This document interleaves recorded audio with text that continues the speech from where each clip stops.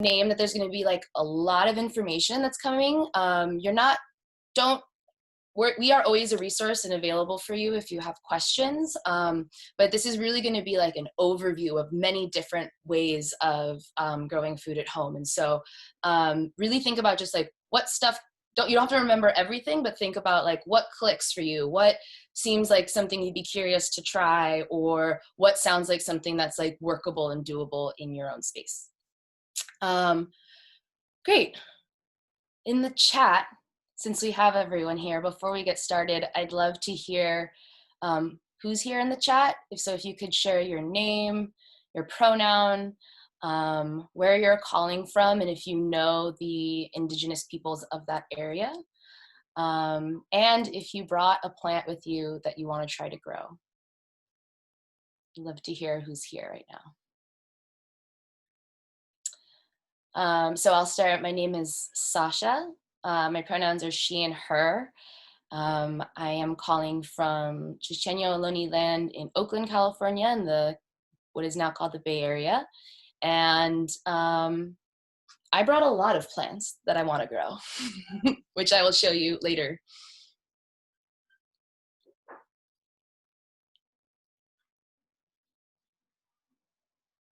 We have Becca here, my co, and on tech support.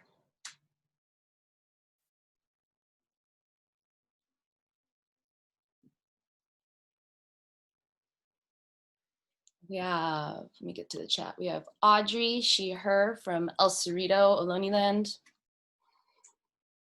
Emily, she, her, calling from Syracuse. I'm not too familiar with this area and unfortunately don't have any plants here. Good opportunity to do a little digging. Haha. Rebecca from Sonoma County, she, her, or they, them, wanting to grow tomato, zucchini, cucumber, dandelion, and raspberries. So far, but I'd like to add more. Really want to grow miner's lettuce, but can't find the seeds. April, she, here, Duwamish land in Seattle. We have a potato plant start and more to come. Tight.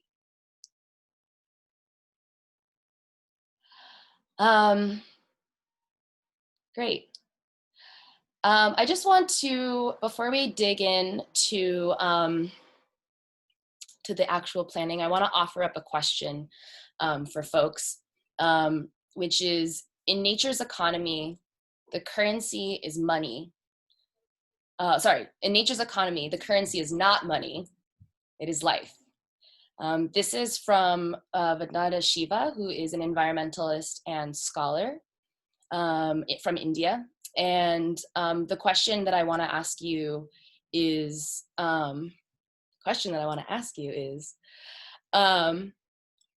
what does this mean for you in this time? What does this remind you of in this time? I'll put this into the chat for you. This is the quote. Nice. Water is life.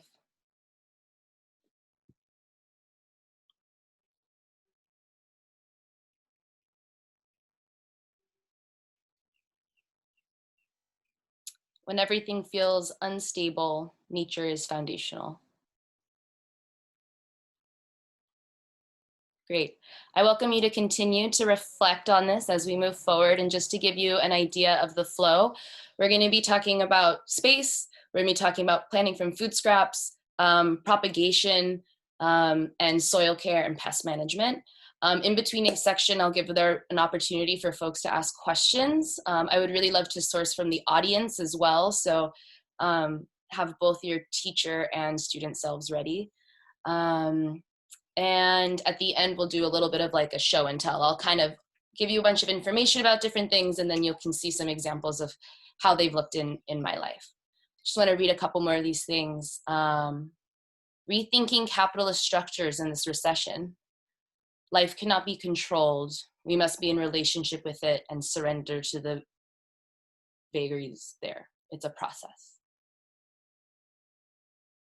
Nice. Okay, Becca, can you start the slideshow?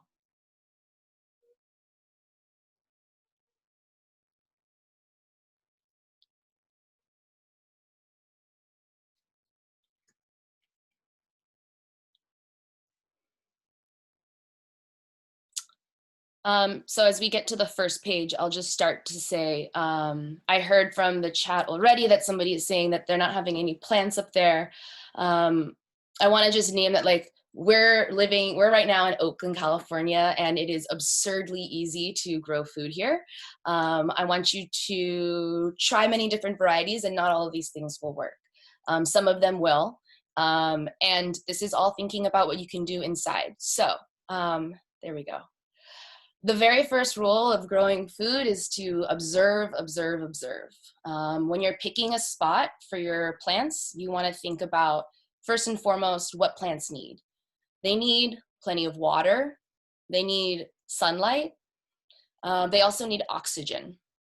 So when you're thinking about that, think about your house. Is there a window somewhere nearby? Are there many windows?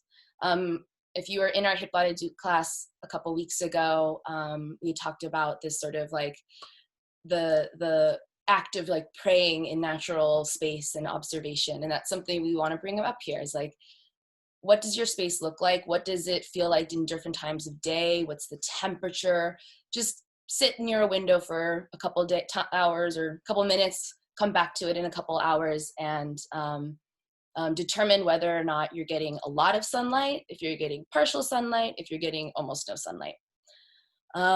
You may need to, can you go to the next slide, please? You may need to get creative with your options.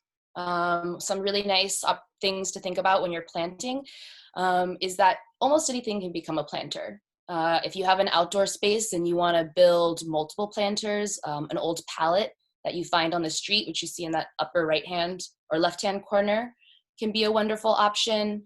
If you're living in an apartment building and you actually need to put you don't have any outdoor space, you can put like those windowsill planters in the upper right. Think about if you have a table or a shelf or something like that. You can see on in my house, we wanted 2 plants here, so we did a makeshift extension for our space and in the only window that we have. And then think about what kinds of materials. You can plant, of course, in your traditional pots, but sometimes that's not available to you. So reduce, reuse, recycle. Think about mason jars, old spaghetti jars. Think about cartons that you have from your milk or your juice. Think about anything that can hold a thing can also plant a thing. So what do we plant? The first thing I want to talk about is planting from food scraps.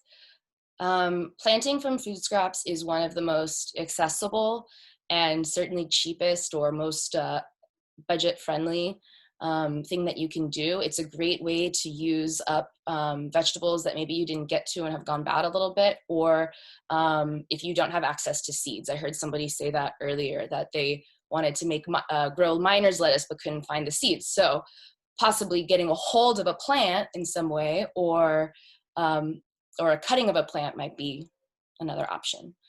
When you're thinking about growing from food scraps, the important things to think about are, whether or not the plant is the whole body or partial body. So if you go to the next slide, on the left, you see a diagram of a tomato plant. The basic components of almost all plants. You have your shoot system, you have your root system, you have leaves, there's seeds somewhere in there, maybe in a fruit, maybe in something else, flowers, nodes, internodes, which we'll talk about later. So while while you see, I think, a lot on like Instagram and Pinterest is like how to grow onions from food scrap, or how to grow lettuce from food scrap, are really common ones. And similarly, you can see the pineapple in the top. It's because it has the whole body of the fruit. It's got the leaves, it's got the fruit, it's the plant itself, and it's got where the root system would come out. So this is a sad piece of lettuce, but when it's in the ground, this sad head of lettuce sits basically like this, with my hands being the soil. So this is where the roots would come, and even though it doesn't have roots, it's still considered like the root system, right? Something like zucchini, though, on the bottom, you can see the way zucchini grows. The root systems and the leaves and the flower system and the stem system is all separated and detached, and you're actually only getting like a single part of, you're only getting a single part of the plant and not the whole plant. And therefore you can't stick a whole zucchini in water and just expect it to start sprouting. I'm curious in terms of food scraps, if people have specific questions. Has anyone tried to grow from a food scrap, or wants to try something that they have in their fridge laying around? I'll give folks a minute to add anything in the chat.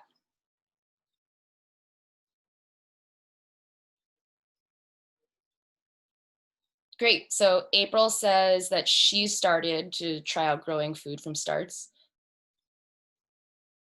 So maybe April, you'll be able to help me and support me in some of these questions. Let's see. Emily asks, do you ever run the risk of food poisoning if the food scrap has already gone bad? Vegetables in general are less susceptible to food poisoning unless there's something external that's coming onto it, than meat, for example, as the alternative. I will say I've never experienced that, and partially that has to do with the fact that like once the plant has gone bad, it won't really regrow. Essentially you're harvesting the plant, and the fresher the plant, the more likely it is to grow. It's more close to being alive. And so I think that if the plant was at the point where it was so bad that it would make you sick, you wouldn't necessarily have success in making it anything that you would want to eat. Cool, Audrey has successfully regrown romaine, celery, cabbage, and bell peppers. Potatoes were a success, but carrots were not. Yeah, I think, April, you bring up a really good point, which is that not everything is gonna work. Not all plants are the same. Not everyone's climate is the same. I would encourage you to try lots of different things. See what you have. If something dies, don't take it as a personal failure. You can try something again because as April points out, like generally carrots are really hard, and potatoes, they tend to, there's a reason why they've taken off as such a crazy crop, right? They tend to propagate under most situations. Let's see. Wanting to, but read that growing them in water mineralizes the nutritional value of what would grow. Not sure how and when to move to dirt.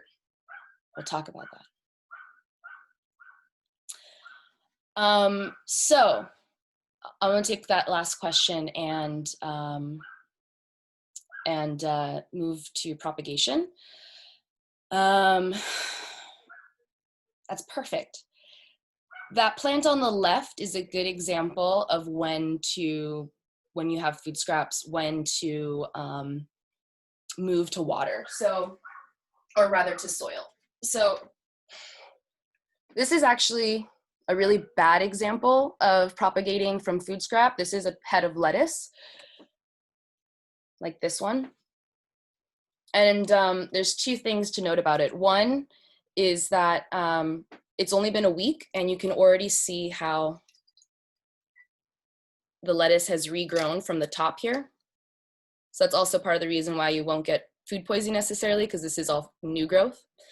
But what isn't okay is, and these are some things that are important to remember when you're in your observation mode, is the leaves are dry and they are crispy because I put it somewhere that was really, really bright and had lots of direct sunlight. Also, the water is dirty. That is 2 days worth of water, or 2 day old water.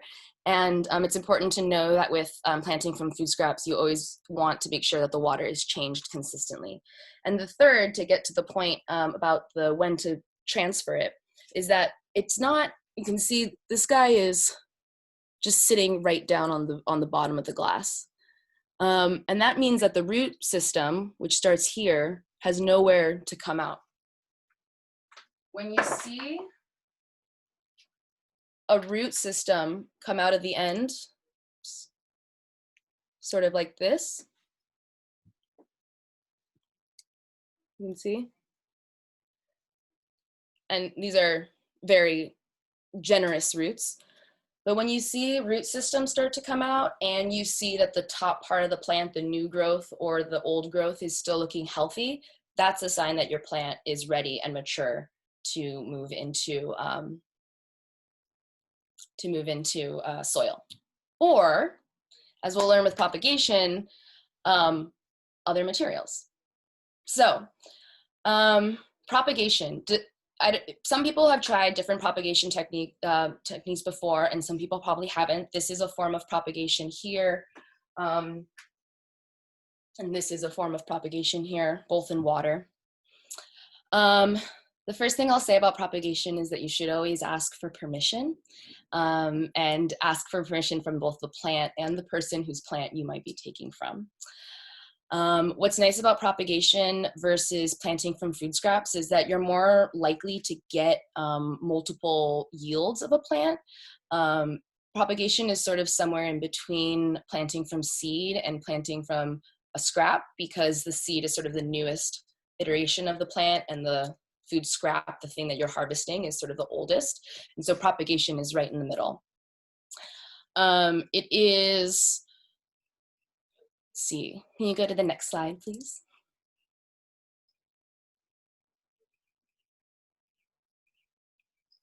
Great. Oh, Audrey, propagation, thank you, Audrey. Propagation is a asexual way to reproduce a plant. And basically that means there's ways of cross-pollinating plants, would be like a sexual way of reproducing a plant, and then there's asexual ways, which is propagation. So essentially what I'm doing is I'm taking a piece of a plant and I'm turning it into many. So this will be put into the ground and become many, many plants. Okay, I'm gonna do a little propagation demonstration. The first thing that you want to make sure you always have after you ask the plant for permission is you want to make sure you have something sharp to cut the plant with. Think about, right, you want to have a clean cut so that the plant will be able to regrow from that place and not be in distress. Doesn't have to be nice shears like this. It can be a sharp pair of scissors, or it can even be a flat blade if you're confident and careful. This is a really basic version of propagation. And I hope, actually, if we could close, maybe it'll be easier for you to see if we close the, thank you, nice. Okay. So you have a big, this is a gigantic piece of mint. You have, like we were talking about, the stems, the leaves, and then right in here, these are what's called nodes. Nodes are really awesome because basically you can grow from nodes either leaves or roots. So this can be every single section of this plant can basically be a new version of this plant. This is a big thing to try to propagate, and I could actually probably get maybe 2 or 3 out of this. And so I'll just demonstrate really quickly what you want to do. You want to make sure that on the top you have at least 2 to 3 inches from the top of the plant, from the top of the stem of the plant, not the leaf, to the bottom. And then if you take 1, 2, 3, we'll say 4 inches down, you want to find the nearest node. So in this case, it's right here. You see that, where the 2 leaves meet the stem. you're gonna take your knife or your scissors or your shears, and you're gonna cut, and you're gonna cut at a diagonal right underneath, oops, right underneath the node.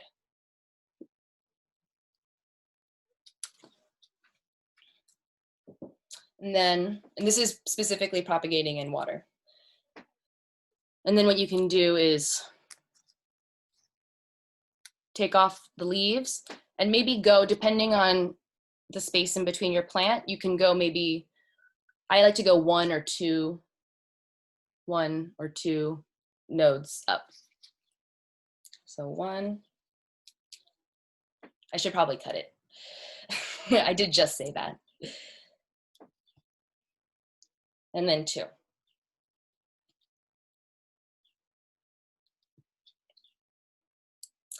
And the reason that's important is because you want to make sure that there are exposed nodes that are encouraged to grow in the environment that you choose, whether it's water or something else. And so then you want to take a glass. Again, it doesn't have to be a glass like this. It can be something from your old pasta sauce. I do prefer to use glass over, say, even like ceramic like this one, because I think that it encourages the root growth if you find good light for it that's not too intense. The plant also, right, photosynthesis is a huge, is how plants grow, and the root systems also really enjoy having sunlight. And then you just put it in and you leave it, and in probably,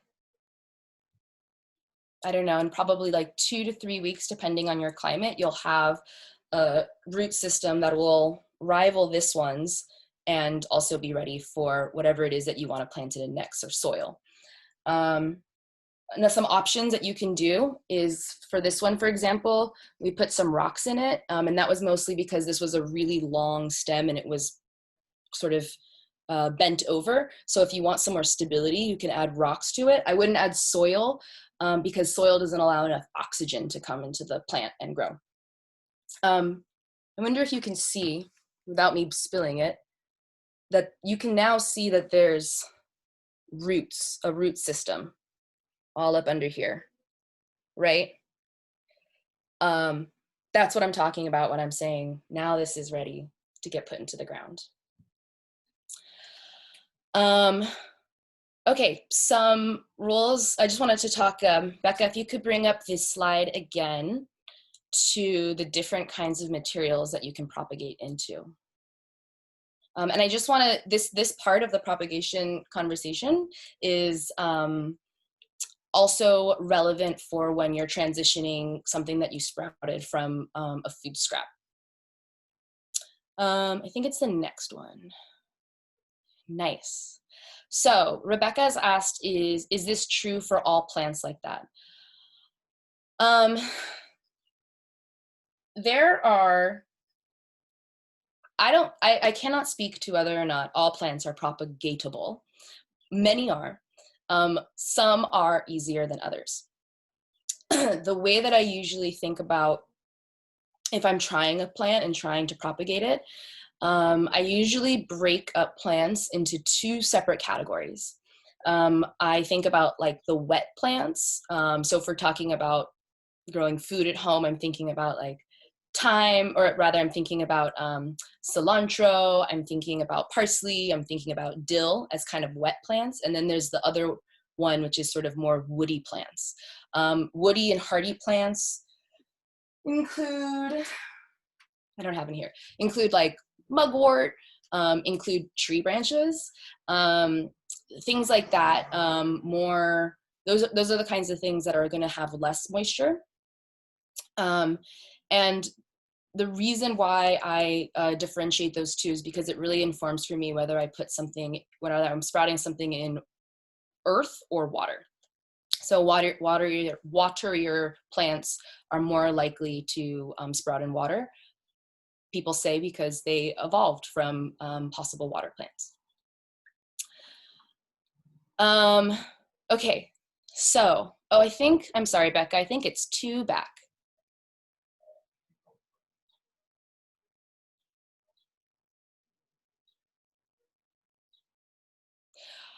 There we go. Oh, one more over. So once you have a sprout, there's a question of before you have the sprout, there's the question of what kind of sprout you want. I talked a little bit about water. You can see up at the top, these are all clippings of different herbs. And those are all herbs that are being prepped to be sprouted in water. And there's woody herbs and there's wet herbs in there, and both are gonna probably, some will sprout better than others in the water. Once you decide to transplant, you have the option of transplanting into, the other way of, I apologize. The other way of propagating plants is directly into an earth material. And the two that I like the best are peat moss and perlite. Peat moss they're both available at most garden stores, and they're both natural materials. Some of the things that you might want to consider if you're thinking about propagating something directly into the earth is how hardy it is, how strong it is. Mint is an example of something that you can propagate and stick into perlite or stick into peat moss, and it probably won't propagate because it'll kind of be falling over. It requires quite a bit of moisture because it's a wetter plant. But something like mugwort is a lot drier. Sage even is a lot drier. It likes drier climates, and it could probably be okay. The benefits of these two is that when you have the root system ready, it would be because it's so soft and porous, both perlite and peat moss, it'll be really easy to transplant it out and you won't damage the roots. So we didn't have perlite, but we did have rocks, and that's kind of the thinking in here is it's sort of a combination wet and earth propagation home. Okay. I want to take a minute to see if there's any questions specifically about propagation before moving on to seeds. Rosemary, would it be happy in perlite? I'd like to hear from the chat, from folks. What do you guys think? Do you think rosemary would be happy in perlite? Would you try that first, or would you try a different method? So the things that we want to think about when we're looking at rosemary is, do we think it's a drier herb or a wetter herb? Is it the kind of, Rebecca says it's a drier, woodier herb.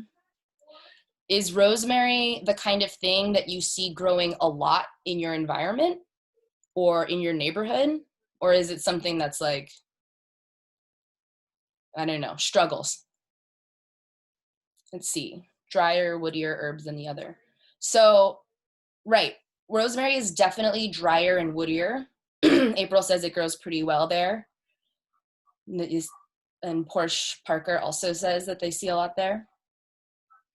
Yeah, so based on those observations, I would say that like rosemary could probably do pretty well in perlite. It is a strong plant. It's got a strong stem. It'll be able to hold up on itself. And if you actually go one back, Becca.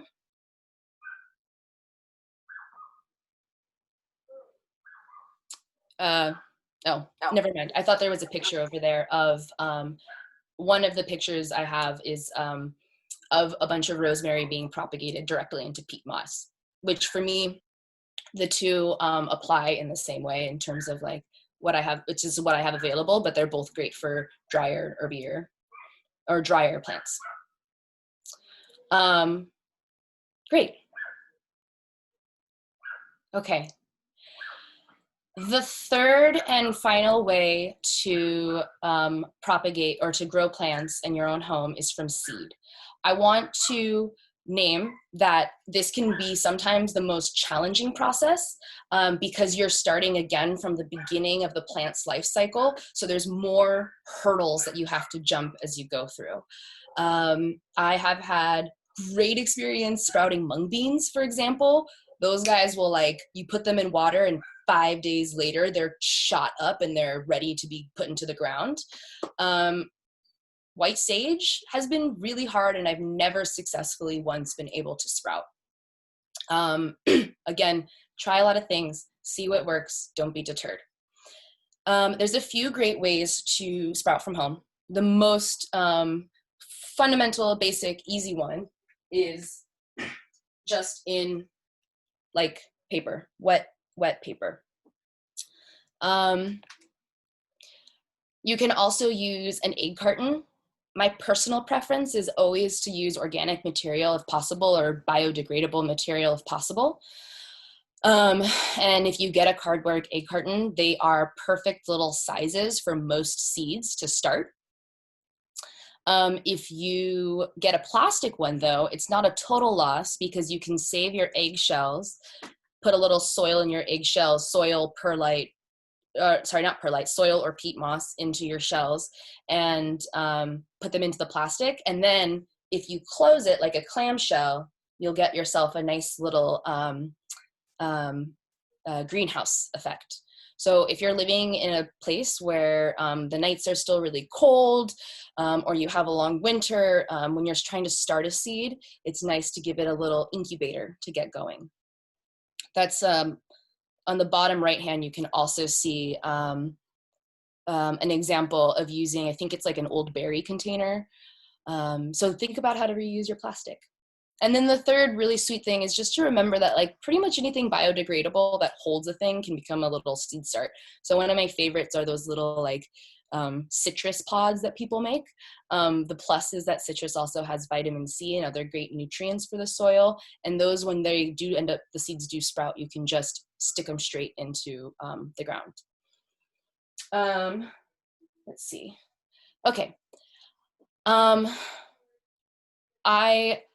The thing about seeds that I want to also name is that just like people, plants are delicate in the beginning. And even though you might have a sprout of a plant that you know to be really robust and hardy, it can still fall apart in the beginning stages. So this is that time to, again, observe both your plant and your house and where you decide to place your plant. I think that with new growth in particular, you want to have warmth, but you don't want to have intensity. So if you get it, don't necessarily, I wouldn't put it directly under where the stream of light hits at like noon every single day, but I might take it and put it to like the side of that stream of light. You want consistency, you want soft. Think of an incubator because the seeds are truly your babies. And then the last thing I'll say about sprouting seeds from home is that if you are interested specifically in sprouting microgreens to eat, please let me know. Nate Looney, who is an amazing farmer in Los Angeles, Jewish farmer in Los Angeles, he did a really fantastic seminar on how to sprout from home. And that's a slightly different process, but also really accessible to do wherever you live. Great, Rebecca, email me later. Okay, so I'll take some questions about seeds. I'll do a little bit of a show and tell of some extra things that we have here just to give you some ideas. Okay, so does growing in a lemon shell or eggshell, or whatever the seed starter is, impact the nutritional value or flavor of the plant? It will not affect the flavor of the plant. Eggshells being quite neutral, and also that fact that they're both there in such an early stage, the plant still hasn't even gotten the chance to start thinking about growing its own fruit, for example. It does impact the nutritional value do you mean, Audrey, of the soil, or do you mean of the thing that the plant that you are going to eat? The plant. Not really. Not really. To be honest, again, the plant is in its really, really early stages. And you have all of the plant's growth period and all of the plant's maturing period for it to gain and seep nutrients. So it's actually more important to think about what the nutrient level of the soil that you're putting it into has. And after I do a little demonstration, I'll just show you, actually in the demonstration, I'll just show you some things that we have in our house. Okay. Any other questions right now before I do that? What type of soil would you recommend for seeds? This is the one place where I say, and it's the one and only place where I'll say, just buy a thing. It's really hard if you don't have a full, garden and a full composting system and a whole like crop rotation and everything else. It's really hard to maintain your own soil that's really nutritious when you are planting into pots.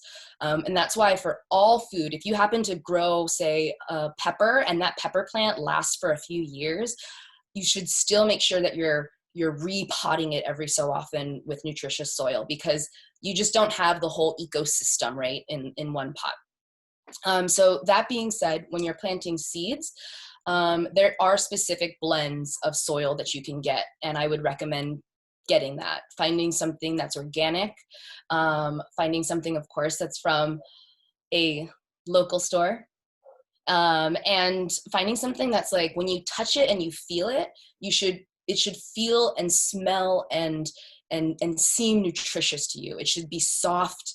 It should be have that really nice earthy smell. And it should look like a place that you would want to spend some time in, right? Versus like really clay, really hard, really laborious soil. So go to your local hardware store and ask the person. They'll have like seed starting soils available. Great. Becca, can you full screen me, please? Okay.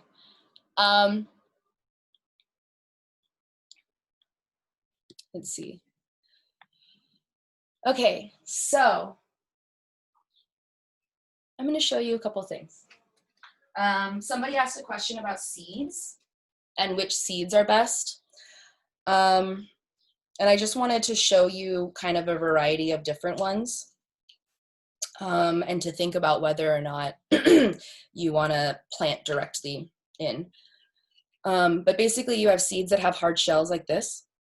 This is a Lima bean. The shells can be really, really hard. It can feel almost like a walnut.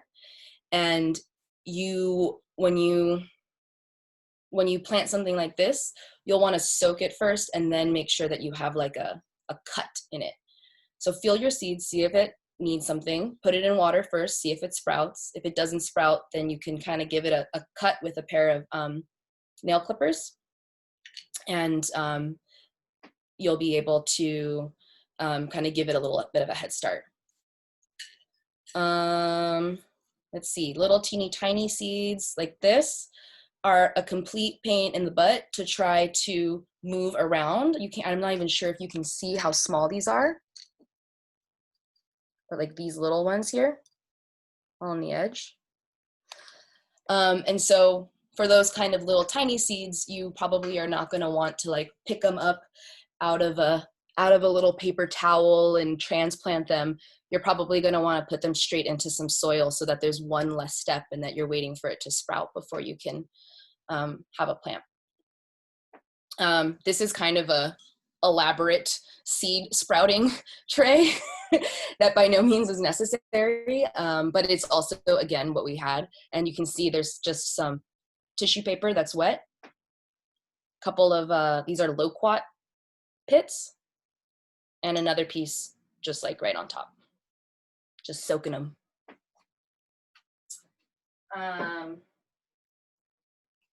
Truly anything can become a planter. I want to reiterate that the most important things when you're picking a strange material to plant in is that it has drainage in the bottom and a place for the plant to grow up and out of. Oops. So if that doesn't happen naturally, then you can use things like this, and there'll be holes.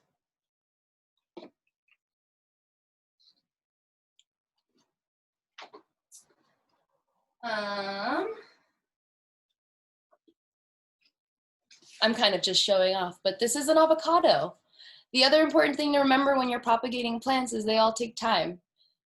This plant has been with me for 2 years, and the important lesson that can be learned from this particular avocado is to check your vegetables to see if they're ready to be propagated yet or not. This avocado had a pit that was already open and sprouting when it was ready. Or when I opened it up, it had a sprout coming out of it. And that told me that it was totally ready to go. It was alive, it was healthy, it wanted to live its second life. I put it in some water. After it got a significant root system, I transplanted into soil, and it's been living and happy ever since. An important thing to remember, especially about our food system, is that we don't, some vegetables like carrots, for example, and probably part of the reason why carrots are so hard to propagate, they can stay on the shelves for a really long time and stay in storage for a really long time. So if you're finding that a certain plant isn't propagating for you, it's probably because it's either very old or it didn't have a chance to mature on the tree. Things like avocados, for example, almost always get harvested prematurely and then ripe off the tree, which means that the pit is also under mature. And I say both of those things to say I've heard so many people express in the past that they've tried to take care of plants and it fails. And plant propagation, especially from food scraps, is largely out of your hands about whether it succeeds or not. It has to do with all these other factors.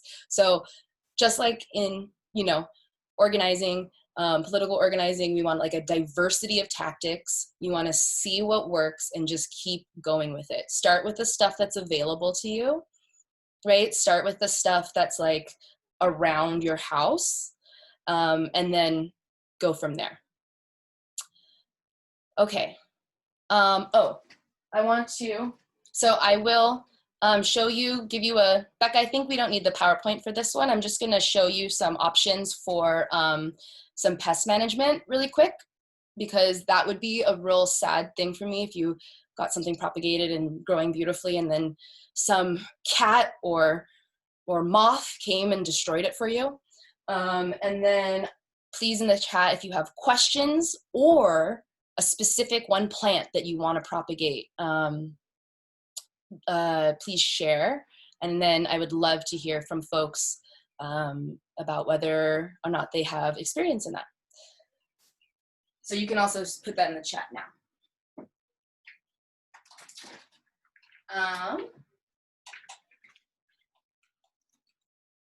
Soil management. Again, you want to create an incubator for your plants, and you want to care for them like your children as they grow. And when you're growing plants indoors, one of the hardest things is that you are not growing within the ecosystem, and you do have to continuously nourish the soil that's in the container. Otherwise, it will eventually become depleted. So in my household, we save all of our eggshells.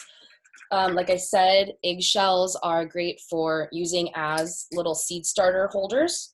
You can see like this, you can just put some soil in there, maybe a hole in the bottom if you're able to, and then put your seeds inside and keep them. And then we also smash them up and use them both in the soil and on top of the soil. Eggshells are one of my favorite uses or materials to use for mulching, and mulching is really important if you're living in a dry climate or if you're living somewhere where you're using like AC and heat a lot, because the air is really dry. And what that means is that the soil on the top will probably lose moisture pretty quickly. Mulching is a way of protecting against that. So you can do what we've done, which is just put it in a jar and sort of squish them up. and make it really small and put it on top, and it's all good. Really, really high in calcium, and also really, really good for balancing the pH of the soil. I will say that calcium, just like in humans, is good for plants because it gets you like strong, hardy stems. If you are taking a sprout or a propagation or a piece of food waste that you've managed to grow, and you're repotting it for the first time, something that's kind of nice to do is to put a little bit of eggshell into the soil with it. If you put it in this form, it'll be a little bit more slow releasing and gradual, and it'll be something that you do, you know, to prepare for the months or years ahead before you transplant it or repot it. And if you grind it up in like a coffee bean grinder, that's also something that you can do, and it'll just release the nutrients a little bit faster. So if you weren't able to find soil that you feel like really, really good about, that's a nice way to just kind of like jumpstart the nutrients process a little bit more. More surface area means more easily absorbed.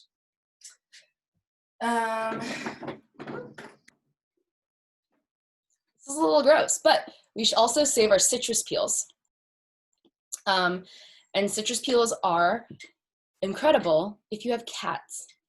We have 2 cats in this house, and they think all the big pots are their litter box.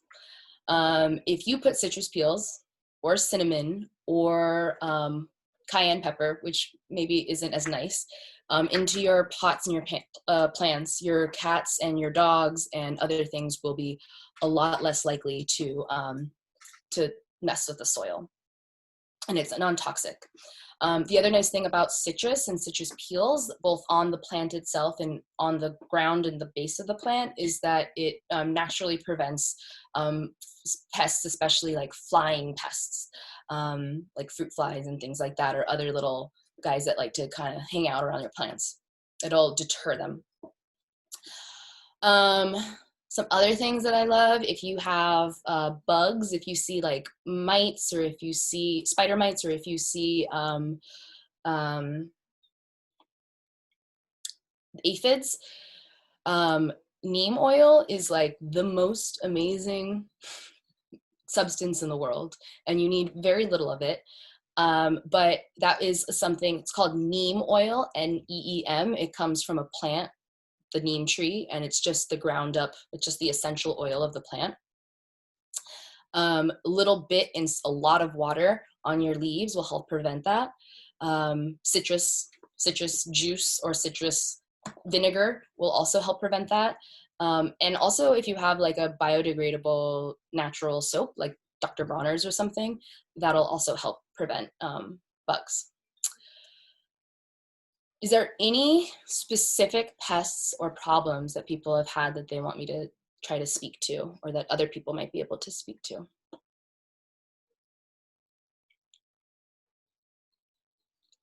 Cool. Great. So I want to hear from you. I want to hear folks if they have, there's specific questions that people have that haven't been addressed yet. If there's challenges, if somebody has a plant that they want to show us that they've tried to propagate.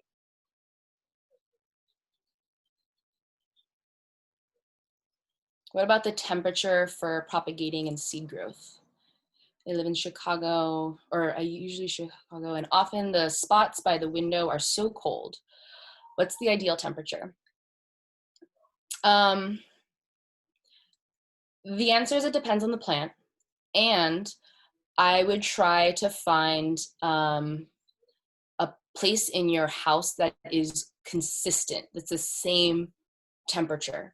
If it's a little bit cold, and especially if you're living in Chicago, it might not be the worst thing in the world. I know people who have in their like back room, in their mud room, for example, have like sprouted things there, as long as you have a little greenhouse situation, like the one that we showed you with the plastic egg carton, or the like berry box. You can create more warmth for the plant, but it's going to be more consistent and it's going to be more gradual. I think the hardest thing about the hardest thing about the kind of growing indoors when you're living in a cold climate is not actually like whether it's cold or hot.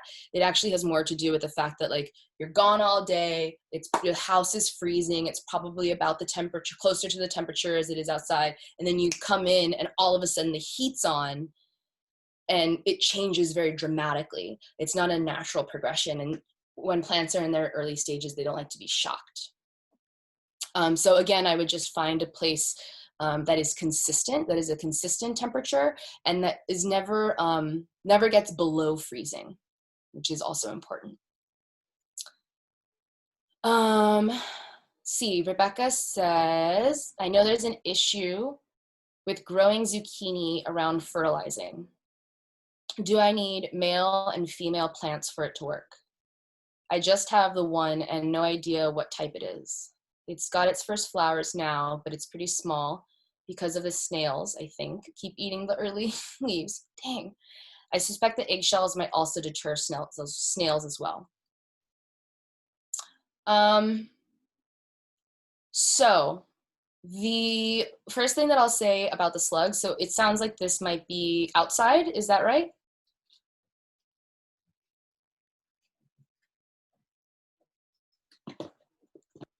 In a pot, great. The first thing I'll say about snails is that they hate coffee. I'm not sure if it's because it's acidic or if it's because it's abrasive, but if you drink coffee or somebody that you know in your household drinks coffee, you can save the coffee grounds. You can see I have coffee grounds for the yard. You sprinkle them on top of the soil and it'll provide a little bit of nutrients. It'll help keep help prevent against acidic soil actually, or rather to basic soil. And on the top, it'll help prevent from the snails getting in and around it. If it's on a natural surface, like if you have your pot on a plot of grass, they might be coming up from the bottom. And so in that case, I would put it all under the pot and around the pot as well on the grass. And then that way the snails have sort of nowhere to go. And you can even rim the outside with a little bit of it. It's kind of like setting a little spell, right? You want to have a little rim all around your plant. The one thing that you should know about coffee, however, is that it is something that can clump up a lot and prevent any of the air or water in your plant from reaching the actual plant itself. And so you want to be really sparse with it. Yeah, saving those snails. I hear you, Rebecca. It's best intentions, not always the best results. I am not familiar with growing zucchini in terms of having both the male and the female plant. Has anyone in this chat tried that before? Becca, have you done that?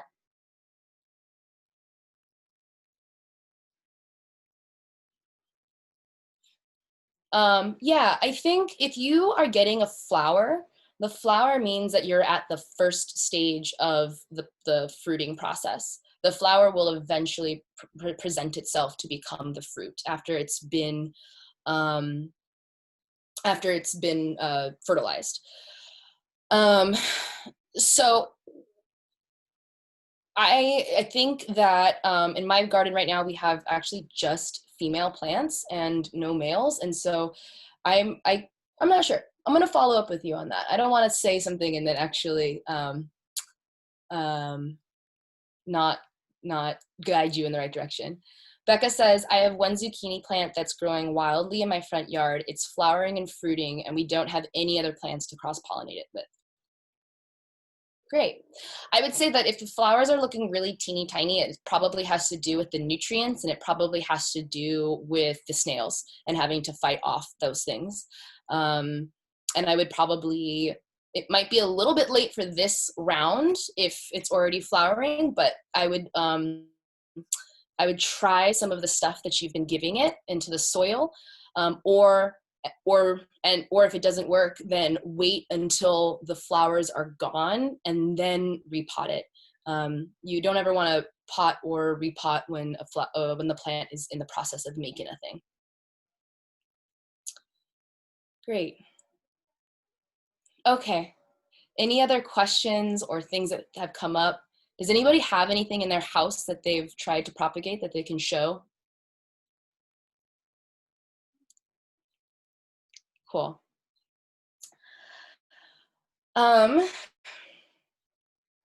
This is one last thing that I'm going to show you, and then we can do a closing. Again, I want to encourage you guys to try something and let us know. And if it doesn't work, try something else and also let us know. Feel free to ask and call or email if you have any questions. And I just wanted to show this as like a sort of advanced farming from home, which is this incredible worm bin that we have. And perhaps this will be a motivator for the future when you get a whole garden going. But I wish I had a really powerful microphone because you can actually hear the worms going. You can't see anything, huh? I'll show you. Basically, we have, there's wet paper towel here.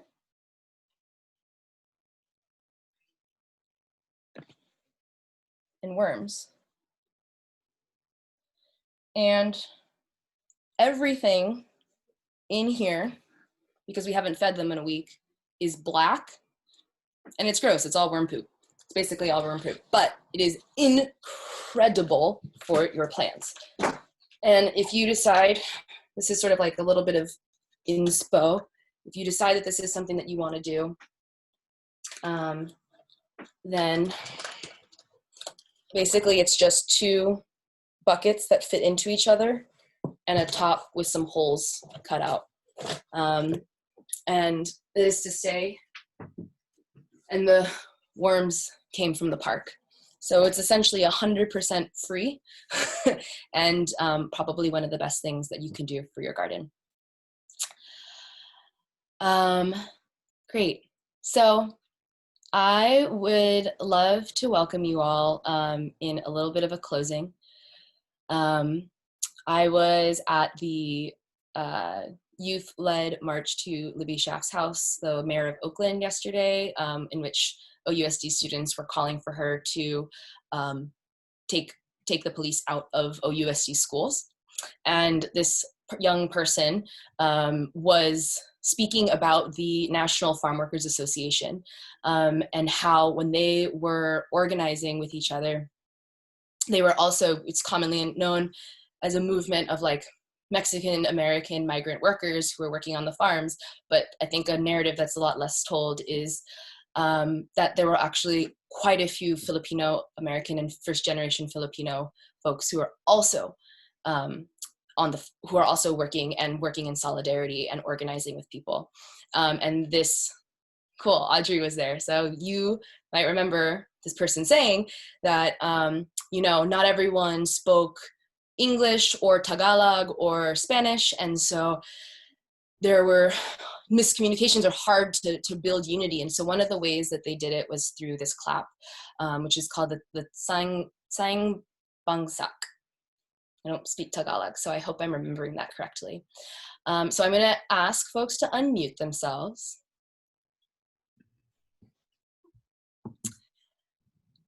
And let's see if this works over Zoom. We've tried to sing over Zoom and it's a mess, but I think a clap might work better. So let's try. You wanna feel your pulse, because as they say, or as they said, everything starts with the heart.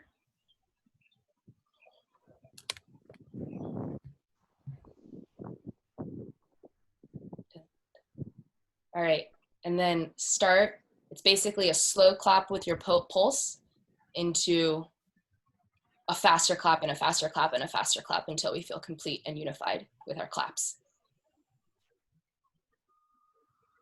All right, let's go.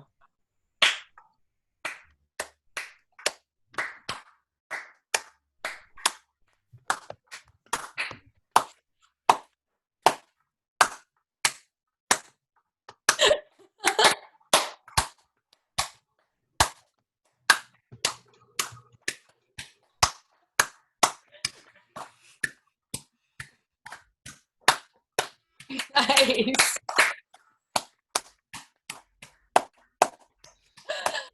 All right, sweet.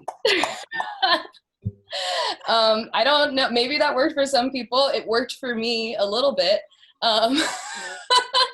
We're all learning how to adjust to this virtual world step by step. But thank you for coming. Thank you for trying. And I'll put the name here. Here we go. Oops. Sorry, my bad. It's this. Again, we are both available. I will be around if you want to email with any other questions. I would love to hear about what you are doing and making. If something is not working for you and you need some guidance or sources, please email and ask. And no matter what, And don't give up. Keep trying. See what works. Thanks, y'all. Thank you. Thanks, Sasha. Thank you. Thank you.